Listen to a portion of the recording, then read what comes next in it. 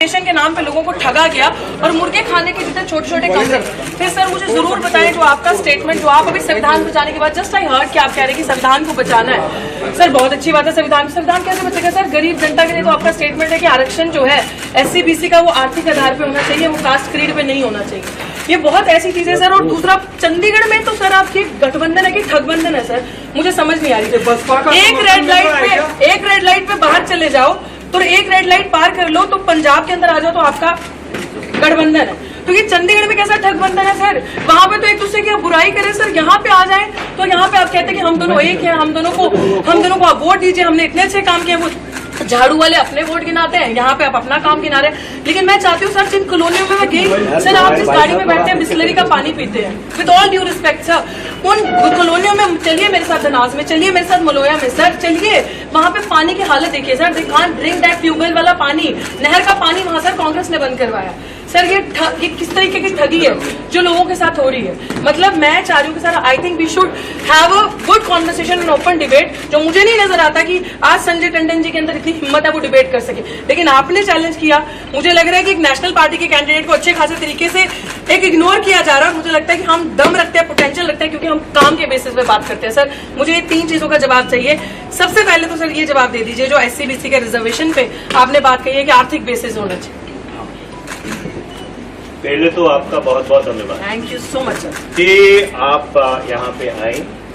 आप में ये हिम्मत है, ये शिद्दत है कि आपने अपने आप स्वयंभू आकर हमारी जो प्रेस वार्ता है उसमें शिरकत की। आपका बहुत बहुत धन्यवाद। मुझे अखबार में पता लगा कि शायद जब आपको तोला जा रहा था तो कंडा आपके सिर पे गिर गया था, तो मैं आशा करता हूं कि आप पूरी तरह से स्वस्थ हो। तीसरी बात मैं आपको कहना चाहता हूं, देखिए संविधान में शेड्यूल्ड कास्ट और शेड्यूल्ड ट्राइब्स का जो आरक्षण है वो संविधान ने सुनिश्चित किया। उसके बाद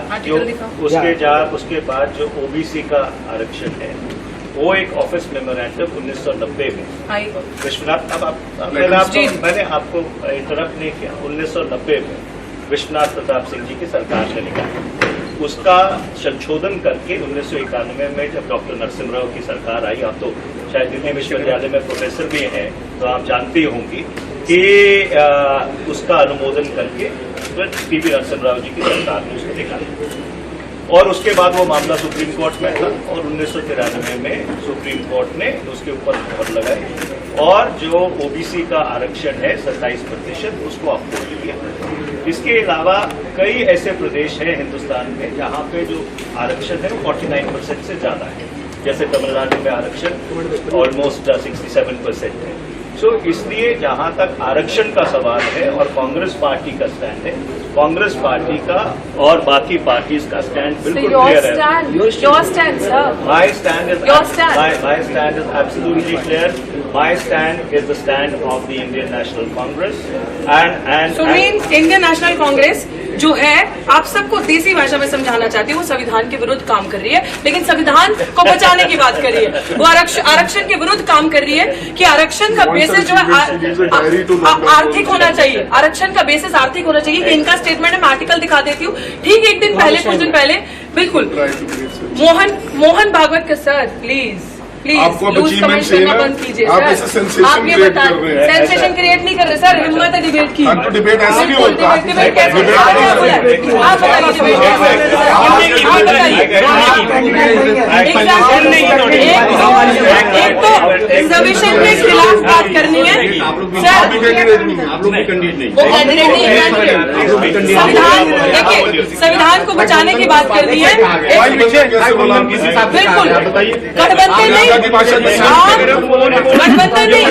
आम जनता की, वेरी नाइस, आम जनता की नजर में जब पंजाब में आप इलेक्शन फाइट कर रहे हैं, इलेक्शन फाइट बिल्कुल ये है इनकी, क्योंकि इन्हीं लोगों के पार्टी से स्टेटमेंट आती है कि यूपी बिहार के लोगों को चंडीगढ़ से निकाल देना चाहिए। तो ये मायावती जी के लिए बहुत स्टेटमेंट है, सुन लीजिए कि एक वुमेन का ये लोग रिस्पेक्ट सामने खड़े होकर नहीं कर सकते। और ये मायावती जी में, आप मायावती जी जब सड़कें नहीं थी ना, वो महिला महिला सड़क पे थी, आप उनके बारे में बात नहीं करें। आप तो चंडीगढ़ में रहती नहीं है, मैं तो पैदा हुआ चंडीगढ़ में। आपको तो मैंने पहली बार चंडीगढ़ में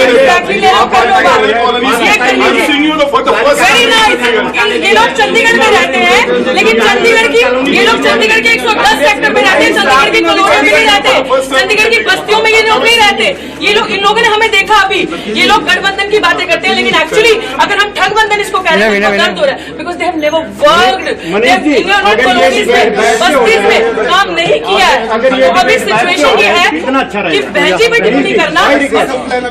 अच्छा, आप ये बता दीजिए, आपकी सरकार नहीं थी, SC/ST सब प्लान पे बता दीजिए क्यों लागू नहीं हुआ? आप बहन जी पे बात कर रहे हैं ना,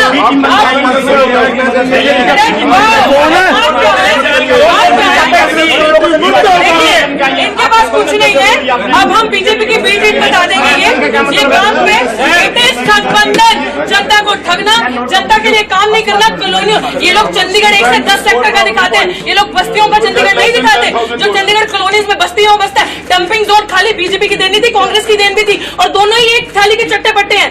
दोनों ने गरीबों के लिए कुछ नहीं किया। अब गरीबों के लिए मात्र एक आरक्षण ऐसी चीज थी जिनका उनके साथ अपलिफ्टमेंट हो सकता है। वो सोशली ऑप्रेस्ड, जो बैकवर्ड रह गए, जिनका सदियों से अत्याचार हुआ, जिनके साथ जिनका शोषण हुआ, उनको एक ऊपर उठने के लिए मात्र एक अपॉर्चुनिटी मिली। ये कह रहे हैं कि कांग्रेस का स्टैंड है, इट मींस कांग्रेस का स्टैंड एंटी रिजर्वेशन स्टैंड है, कांग्रेस का स्टैंड दलितों के खिलाफ है, कांग्रेस का स्टैंड बैकवर्ड समाज के खिलाफ है। गिनती करो का ड्रामा करके ये लोग अब ये दिखा रहे हैं कि हम लोग एंटी इन सारी चीजों के हैं। बहन जी पे टिप्पणी करना बदर, इनके पास और कुछ नहीं है, मुद्दों पे बात नहीं करेंगे। चलो मेरे साथ उन बस्तियों में, जिन बस्तियों में मैं जा रही हूँ, लोग रो रहे हैं स्किन डिजीजेस से, जो डंपिंग जोन बना है यहाँ पे डड्डू माजरा के पास, लोग रो रहे हैं सांस की बीमारी से, लोगों के पास गंदा पानी, ट्यूबवेल का पानी पी रहे, नहर का पानी किसने नहीं दिया। These are the issues. बड़े बड़े जार्गनाइज्ड लैंग्वेज समझ नहीं आती गरीब जनता को, गरीब जनता जिसका वोट लेके ये लोग सरकारें बनाते हैं, भाजपा और कांग्रेस यहाँ पे। और मैं क्यों ना कहूँ मालिकाना अधिकार इतने देर से सुनिए, मैं क्यों ना कहूँ ये ठगबंधन, जनता को ठग नहीं रहे तो और क्या हो रहा है? सवाल ले लीजिए आप। ऐसा है ये कांग्रेस की प्रेस कॉन्फ्रेंस थी, बीच में आप आई हैं। मैं बीच में नहीं आई, नहीं आप एंडेड दैट प्रेस कॉन्फ्रेंस थी, एंडेड दैट प्रेस कॉन्फ्रेंस। आपकी पीस मीडिया, आप मीडिया से हैं तो ऐसा ही सवाल लेंगे, आप सवाल लेंगे, ऑफ कोर्स लेंगे, बट पहले सवाल लेंगे। आप जवाब ले रहे हैं, लेकिन जिस तरीके से आप मायावती जी पे एलिगेशन लगाना, हमें बी टीम दिखाना,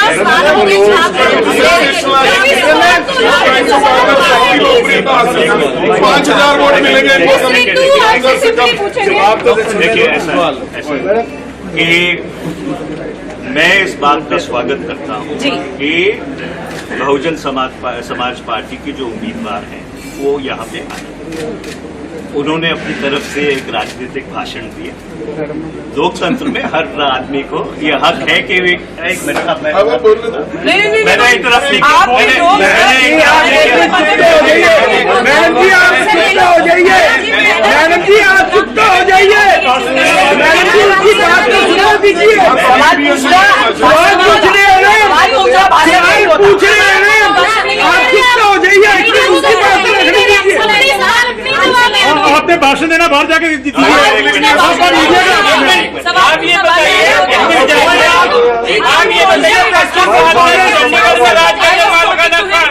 कांग्रेस बताइए कहाँ मालिकाना देके गई है, बीजेपी देके गई है, चैलेंजिंग पार्टी बताइए, जवाब दीजिए, एरिया वाले बताइए।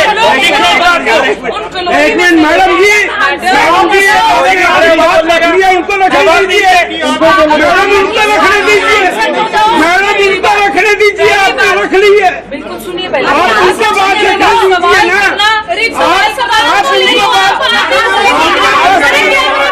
तो ये सवाल ही नहीं ले रही है, बंद कर दो, नहीं ले रही है सवाल